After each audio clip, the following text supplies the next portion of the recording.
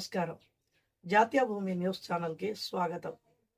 యాదవ కుల బాంధవులకు శనార్థులు తెలియజేస్తూ ఈరోజు యాదవ చైతన్య వేదిక ఇల్లంతకుంట మండల అధ్యక్షునిగా నన్ను నియమించిన రాష్ట్ర అధ్యక్షులు గొర్రెల ఐలేష్ యాదవ్ గారికి, ఇందుకు సహకరించిన యాదవ చైతన్య వేదిక రాష్ట్ర ప్రధాన కార్యదర్శి జిక్ల శ్రీనివాస్ యాదవ్ గారికి, పోలవేని పోచమెర్ల గారికి, బీనవేని మైపాల్ యాదవ్ గారికి, భాషవేని తిరుపతి యాదవ్ గారికి, మూడెత్తుల వెంకటస్వామి గారికి ముందుగా కృతజ్ఞత తెలియజేస్తూ